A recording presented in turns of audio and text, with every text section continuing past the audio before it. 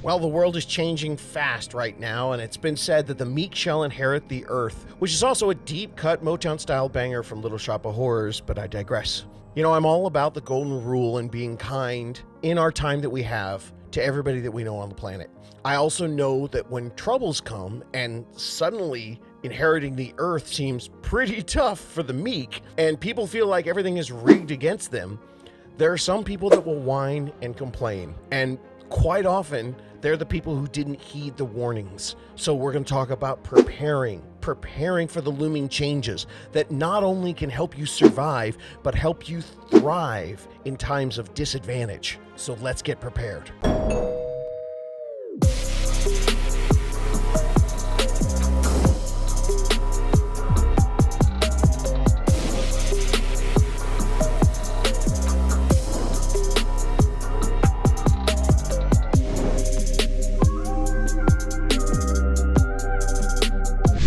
It's part 2 of my uplifting and optimistic breakdown of the looming economic misfortune that we're all gonna experience in the future, or possibly are already experiencing right now. Yeah, well, for work, I'm on the TikTok and the Instagram. Yeah, that's what I tell people. I do it for work. But I'm seeing all the millennials posting all these videos, and I've been seeing them for years, where they're cheering and waiting for the economic downturn.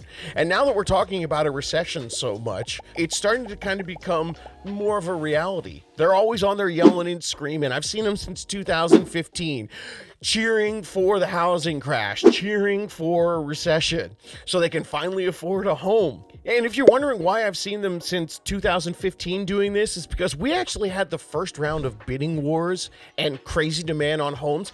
That already happened once. 2013 and 14, pre-TikTok, people were flooding my Facebook and, well, my MySpace and my Twitter with early versions of the mantra that millennials are waiting for it to crash. So if you're a super geek like me paying attention to all this housing crap, this is nothing new. And I've done my best to tell my clients in 2012 all the way up to today that while you're cheering for a crash and waiting for this economic implosion so you could swoop in and finally get a deal, this is the reality of what's been happening while you've been waiting on the sidelines. Since 2012, every year I've been telling anyone who would listen to me that your rent's going to keep going up and increases that will make your brain melt. Since 2012, I've also been telling people that when mortgage rates were at 3 and 4%, that those rates were insanely low. And despite the fact that they might be up a point or two from the last time that you looked, 4.5%, maybe even 5%, that's still stupid low. And since 2012, every year I told them that there's this thing that happened back in 2008 and 2012. It's this thing where they just stopped building homes. So the builders all went bankrupt, and they haven't come back, and we ain't got enough homes. So not enough homes means it's not going to crash. We still haven't recovered, don't have enough homes. The inventory is so low that we could have tons of homes come out on the market and we'd still be fine. If you tried to buy a home in the last 18 months, you know it's been a mad bloodbath bidding war. Yeah, back from 2012 to 2019, some of my local buyers did listen to me and they bought a home. Some of them didn't. And those people are still out there making videos every year about how the millennials are cheering for a crash. Every single year. So I started the podcast in 2019, and today I see the videos for people waiting and cheering for an economic crash. So those people were probably super stoked when they saw my last episode about the coming recession. You're going to hear all kinds of negative numbers, which as a home buyer might get you super excited. Now, if you listen to the show, you know what all those headlines out there, the negative headlines, they're all geared for home owners and home sellers. So bad headlines for them, that's usually good news for you. And in the last episode, I explained that the recession headlines, well, they can be total BS. They're often fueled by political or even worse, sales agendas. So it's tough to decipher what is truthful. And the ethical people do indeed see something coming down the road, so we can weed through the BS and hopefully just listen to them and realize that we're either in a recession or a recession's coming. Prepping for this recession and not just cheering for it. That's the topic of the day. So let's see where housing sits right now so you can prepare for what's going to happen to housing in this upcoming recession. Bear in mind, in the last 4 of the last 6 recessions, housing has gone up. Okay, so you're going to hear these negative headlines in 2022. I just saw one that said that home sales are expected to decline 7.4% this year and 9.7% in 2023. That's a dramatic adjustment from March, when Fannie Mae forecast a 4.1 decrease in home sales and a 2.7 decrease in 2023. Okay, did you listen? So what was the most important word in that headline? I have literally seen, used correctly, seen people on TikTok use this headline and give absolutely the wrong interpretation on it and say the headline says that housing is going down and it's going to be a cheaper time to buy. So, what was the most important word? My video producer, what was the most important word in that? No, not decrease. Damn it, the guy's been sitting here for months. Sales. It's kind of a trick question. I'm jacking you up a little bit there. Sales. That's the thing that people do when they talk about a recession in real estate. Sales. Home sales are expected to decline by 7.4%. That has nothing to do with the price. But that's what you're going to hear on the news. It's only the number of homes sold. So they did think that it was going to be a 4.1 decrease in sales, the number of homes sold. But now they think it's going to be a 7.4 decrease in the number of home sales. That has nothing to do with the price of homes. So if you're waiting on the sidelines for the market to crash and you hear that headline and you get excited, make sure you understand where the data comes from. When you hear home sales, it has nothing to do with it. If you learn nothing from this podcast, well, no, actually, you have to learn 2 things. 1, learn how to use literally correctly and stop using it incorrectly. And 2, that sales, when they talk about home market data, that's just the volume of homes sold and has nothing to do with prices. Another fun word that the economists and CNBC and all those people love to report on is the health of the housing market. And they figure out the health by looking at housing starts. That means the number of homes that are being built. Well, I got news for you.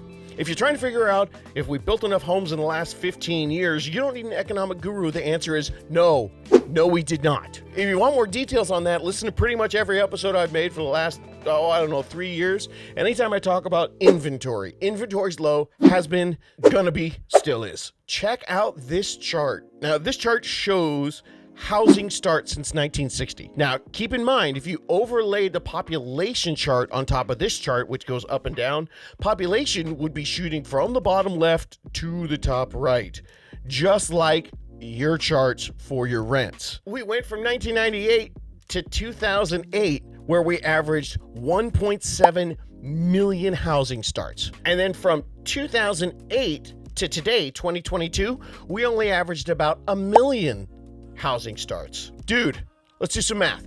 0.75 million times 14 years is a shortage of over 10 million homes being built. Can you say supply and demand? Ooh, and since we're in a chart mood, remember my old chart, the one with showing that 4 out of the last 6 recessions, housing didn't go down? Take a look at that chart again. See that? Yeah. Hey, here's some news there. Inventory wasn't this absolutely shrunk up and low in any of those other recessions, and housing was still one of the main stabilizers, and in fact didn't go down but went up during those recessions. And then there's the subject of interest rates and how many mortgages are being purchased and forecast for this year and next year.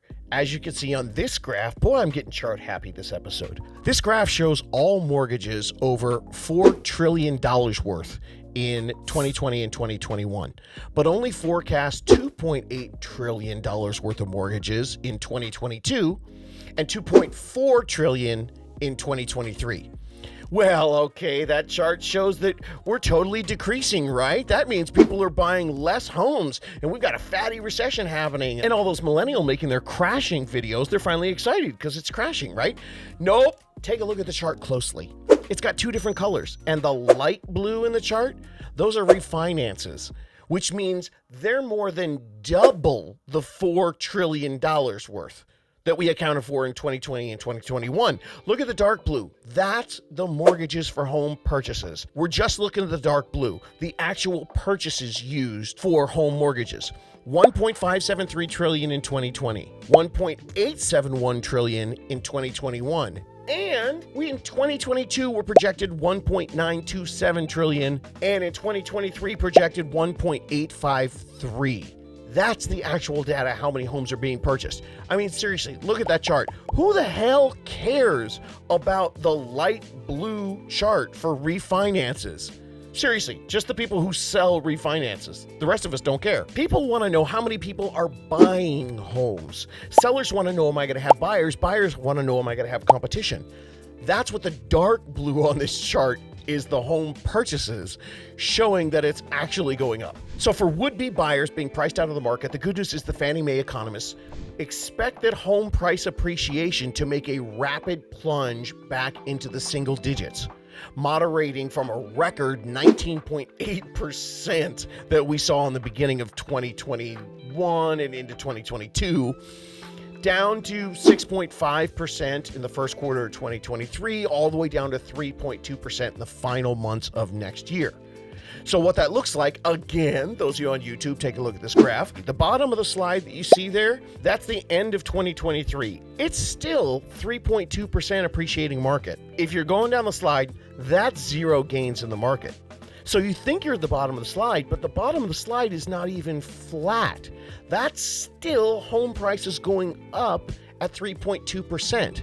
It's just a lower appreciation than the craziness that we've had for all these years. The crash that you're waiting for, it's actually still below your feet, below the sand on the playground. But the slide ends at the end of 2023 with home prices still going up at 3.2%. So at the end of 2023, you are still above the sand and you're still paying 3.2% for a home that you purchase at the end of 2023 than you would in the same price if you purchased that home in December of 2022. Now, of course, that's a prediction. It could be wrong, but that's what people are anticipating based on the supply and demand. A recession could change these numbers, right? Well, actually not quite as much as you think. See, first of all, the recession might not hit till the end of 2023. And if you're listening to this podcast, maybe you're in phase 3 of your home buying. You're sick of renting and you've been preparing and you're going to be ready to buy the home in the next 6 months or maybe 3 months. That's what the phase 3ers are. They're almost ready to go. Well, these numbers are an important message for you because your actual best play is to try and buy as soon as you can, early as the spring of 2023. That way you still might be able to get some of that appreciation that's happening in 2023. That appreciation acts as a buffer for any dips that come in the market. This is preparing for a recession. If you can, you should be thinking about a purchase so you can work that buffer. Look, if you buy a home for $400,000, that's close to the national average right now. You buy that home in 2022 or early 2023, and then during 2023, home values are going up just less than they have been. Okay, now that home is worth $450,000. And then in 2024, it drops back to $400,000. And then let's say things drop like crazy and you're down to $350,000 in the recession in the year 2025. Now, you're only down $50,000 because of that buffer. You could have been down a lot more than that if you'd waited 8, 12, or 16 months to buy. So if you're in a position, you might want to think about your best move against the recession is getting in as soon as you can to get that buffer.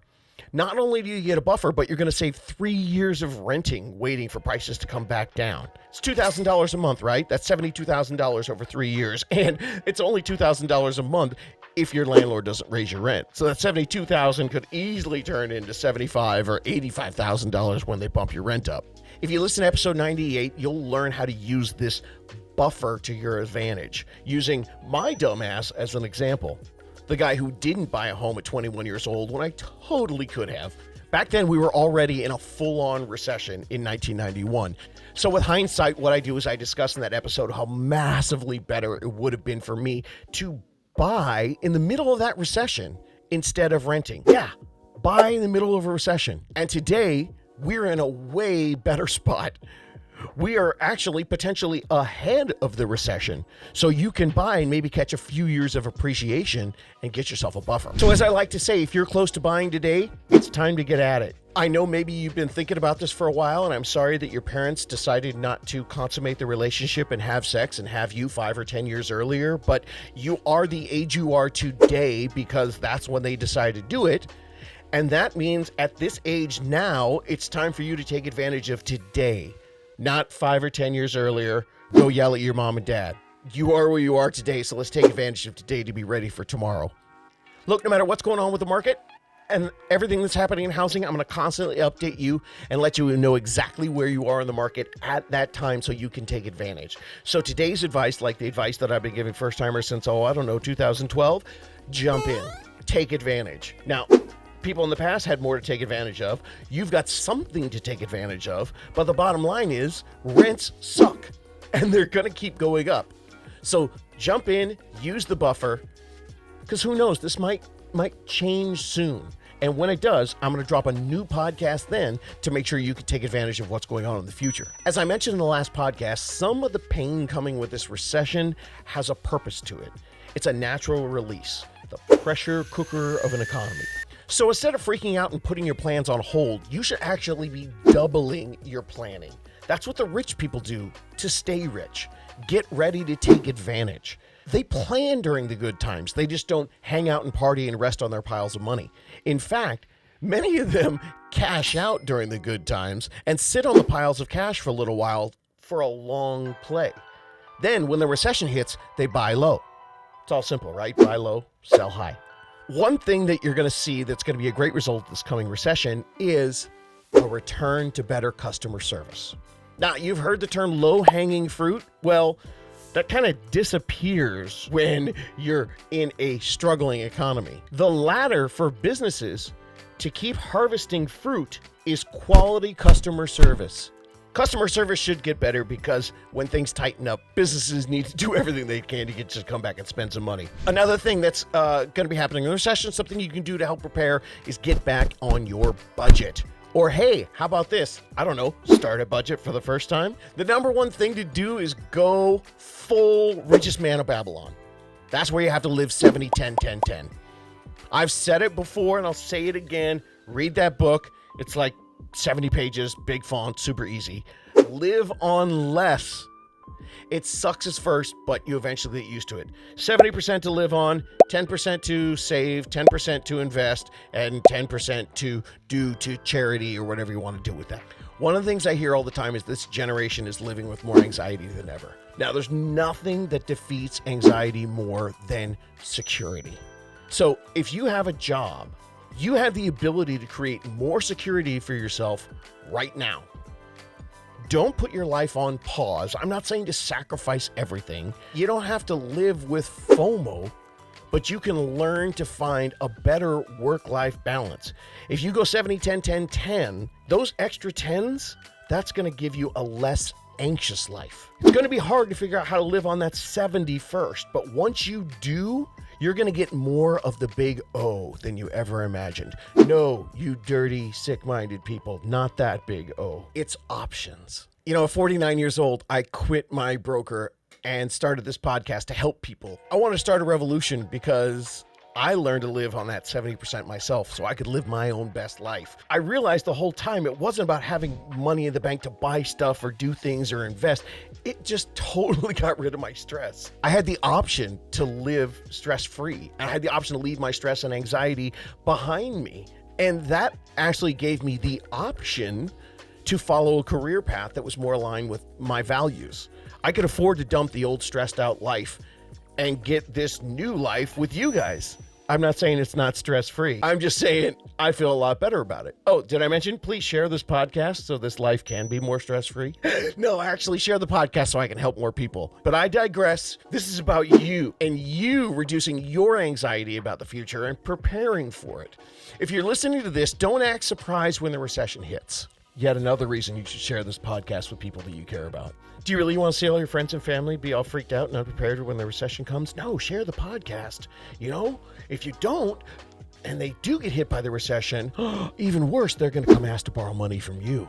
So how do you live that stress-free life, that anxiety-free life, that 70-10-10-10 life, where you live on 70% and you're working the other 30% to make sure that you have a shelter? What you need to do is you need to automate. Automate, automate, automate. Listen to the 7-part series on how to financially prepare to buy your home. That starts on episode 19. There's tons and tons of resources there to help you automate. Now, we're going to get into something really controversial on how to prepare for a recession. I want you to build up your reserves and savings. I want you to do what Dave Ramsey says. What? No. Huh? Did I just say listen to Dave Ramsey? Yes, I did. If you listen closely to my tirades before, you understand that I think that he sucks for giving advice on when and even how to buy your first home. But he is a great teacher on early financial practices and, kindergarten basic techniques. And then he's really great at helping people reduce their debt. Get back to basics. Start saving now. And when you have that low down payment of 3 to 5%, you might want to transfer that cash into a historically appreciating asset. That's the big one. There's no magic system to surviving the recession. I can't predict what the market's going to do. Nobody can. We analyze the data. We do our best to make sure that we use the history to give us an informed decision for what's going to happen in the future. All I know is that for most of you, your biggest monthly payment is your rent. And the sooner you turn that into a forced savings account, the bigger leverage you have against a slowing economy. Now, the tips of what to do during a recession. 3 ways to win when there's inflation and a recession happening. 1, save your funds before the crisis hits. 2, grow your education and grow your cash position. And 3, invest. For many of you, I know what you're thinking. Well, how am I going to invest and buy a house? Well, this is the way it works. For most of you guys out there, your biggest and best investment is transforming your largest monthly output, that's your rent, into a forced savings account and a long-term appreciating asset. So what you're doing is you're turning something you already spend, that dead money, into something that you are getting a giant return on. So that is essentially investing by simply transferring what you're already doing. For those of you thinking you're going to save money by waiting for a crash, I could go on and on, like I have in previous episodes, about how this strategy is actually going to lose because we're still going to have rising interest rates and we're still going to have that slide. It's still a slide of appreciation. We're anticipating things are going to be going up. All of that math goes against your rising rents. You could do the exact opposite by having a fixed, locked-in mortgage payment. Okay, so this we know. What about this? Inflation today is at 8.5%. It's not going to go away tomorrow. And if saving and waiting for a crash is your best way to beat the recession, well, here's the problem. Your savings today is worth less than it was last year. Say that you're ready to buy a home today and you're lucky enough to have $100,000 in the bank and you want to wait just 1 year just to see if housing prices drop just in case. Here's yet another mathematical fact that shows that waiting, that option, is mathematically a loser. Inflation is at 8.5% right now, right? And they're having trouble curbing it. So let's say it stays there for another year. The average savings account is netting you a whopping, 0.1% right now? That's not helping. So you got $100,000 in the bank. You're still losing 8.4% because we're going to give you that 0.1% from the 8.5 that you get with your savings account. So you're still losing 8.4% of that cash. So the $100,000 that's been sitting in there while you're waiting for the price of the house to drop, that money in the bank, which is basically essentially sitting on your mattress, except the mice are coming in and stealing $8,400, and now you're down to $91,600 instead of $100,000, and that's just 1 year. One of the great examples I like to give is that you know that $100 from the year 2000, $100 from the year 2000 is only worth $61 today. That's an extreme example, but that's how it works. That's how inflationary times grow. So if you want to wait on the sidelines, cool, but you can't safety your way to wealth. Remember, cash, it will depreciate with inflation. A home appreciates. That $100 is totally different than $100 that you put in a house, which shows a 3 to 4% appreciation over the last hundreds of years. Go look up what your parents' house was worth in 2000. It'll feel a lot better than that $100 analogy I just gave you. Look, the way it works is you can't safety your way to wealth, waiting for the great deal while you're holding on to your money, because we're living in an inflationary economy. And unless that deal pops up tomorrow, As we've already discussed, that's probably not going to happen. And especially while you're paying wasted rent every month after month. You're just waiting for that deal and your money, it's getting sucked away. So just having cash is not working while inflation is part of the equation. Your first step to adulting, it's real estate. The cash in your wallet, your bank, a safety deposit box, or under your mattress is worth less and less every year. The safe investment of holding cash is an old man's philosophy. Now, it's not safe at all. It's actually losing money. I'm not trying to tell you, hey, come on, don't hold cash, get crypto. I'm not trying to tell you to do that or NFTs or anything else that I don't know anything about, but probably is, potentially a smart move for some people, but definitely not for me. And I'm not going to tell you about it. I'm simply trying to tell you that you are already paying out your largest payment to rent and you get zero for that. So it's time to transform that payment into an asset that will gain you for sure if you've got a long-term 7 to 10 year plan, and a much bigger gain if you've got a super long 15 to 30 year plan. History confirms it. Stop thinking waiting is playing it safe and you're going to make more money that way. There's playing it too safe and playing it just normal safe. I'm not trying to get you to do something crazy. I'm just trying to do normal. Here's a great example. Look up Warren Buffett on YouTube, who discussed safe investing. He took a safe investment when people were being extra cautious and extra, make sure you got to do this and you just let it sit long term and you'll make tons of money. Okay, that's a too safe investment. And then he compared that to a normal safe investment. In $10,000, he invested into an index fund. And they said, okay, what would happen if I put $10,000 in an index fund back in 1940? If you did that, it'd be worth $51 million today. Back then, in 1940, everyone was saying the safe play was gold. The same investment of $10,000 that would have been 300 ounces of gold would have been $400,000 today. An index fund is still considered normal safe. 10 grand, 51 million. But the regular safe thing, sitting on your money, putting it under your mattress, $10,000 of gold is only worth $400,000 today. So an index fund is not a crazy speculative investment, and that's worth $51 million. Buying a home is not a crazy speculative investment either. And the difference between investing in gold or an index fund, investing in a home is something you're already spending every single month, with a rent check that you could transform into that index fund normal safe investment because you're already paying it. So during a recession, what should you do to prepare for a recession? Get ready to invest in your future. Save money now while we plan for a recession. Remember, a home's big secret is a home is a forced savings account. Rent is a necessity paid due to lack of knowledge and then lack of planning. Remember all the to-dos in the recession so you can work your money like the rich dudes do. Save, grow, and invest. And if you're thinking you can't invest in this recession when you have spent all your money buying a home before it starts, well, that's the idea. That was your investing. You bought a house. Great job. Your home is your big investment. You're beating inflation and not being a slave to rising rents by not putting your cash into a rent that reaps you no rewards, but moving your largely monthly output into a basic need that can also be a huge investment into your future. Oh my God, I've said that 97 times in this podcast. That's because the best thing to do to prepare for a recession is to prepare to either take advantage before, in the middle, or towards the end. Because whenever you can take advantage during the recession, it's going to be the right time to stop renting. Here's a bummer thought from an investment podcast I was listening to. Investors are actually salivating at this coming recession because they know that's when they're going to get rich. This is a fact. They are super excited about the world actually getting in a worse economic position. Buy low, sell high, and recession is, getting in low, and they've been hoarding cash waiting for this time. But you know what investment they're talking about? Do you want to know what they're calling a recession-proof investment? Apartment rentals. Yeah. They're recession-proof investments so they can double their money as apartment rentals. You know why? Because rents are skyrocketing and demand for units is out of control. And renters are fighting for units. And this podcast said you should buy apartments right now. Because the minute a tenant leaves, you can jack the price up 15% and you're going to have multiple applications.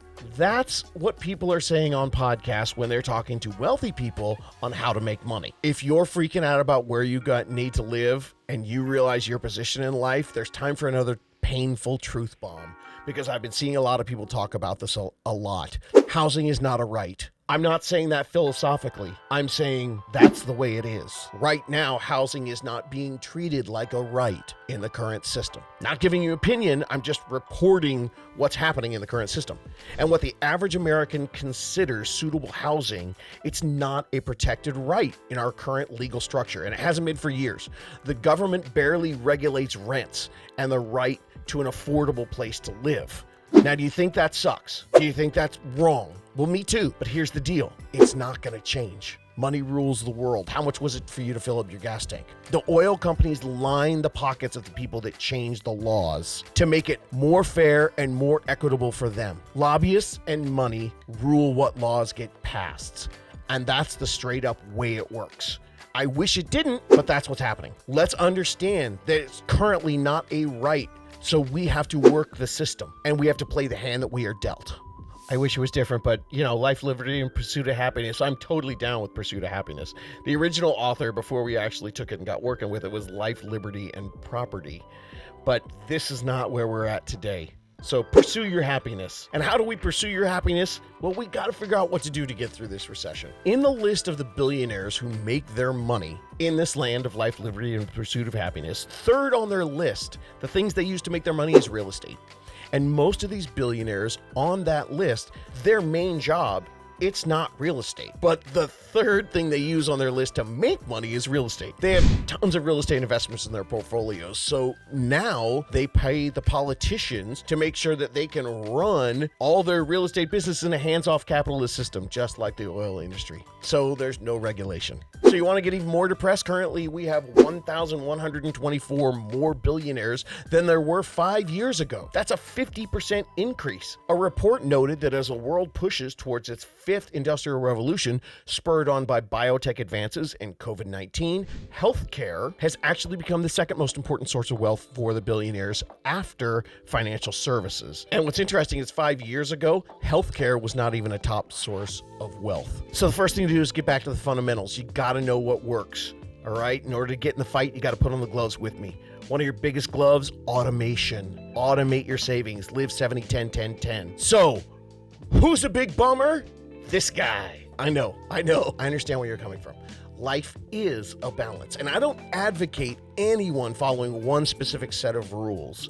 All right, especially if they don't fit your lifestyle. As a 52-year-old dad today with a family and a former FOMO bohemian lifestyle, I spent money in my 20s. I mean, money.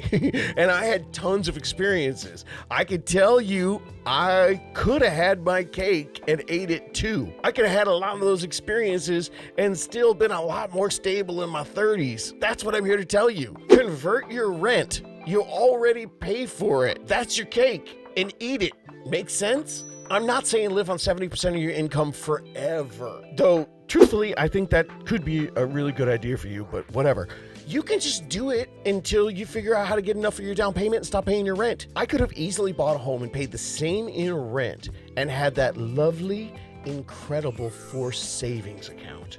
And it would have been working for me instead of me dumping my money into my landlord's pocket. It simply would have cost me the down payment. And maybe getting to the down payment would have cost me a couple of trips in my 20s, which meant I still would have had plenty of experiences because I was taking like 4 fatty trips a year.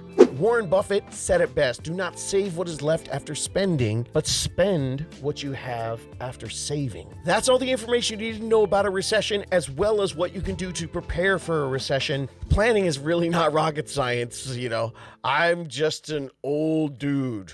Drink.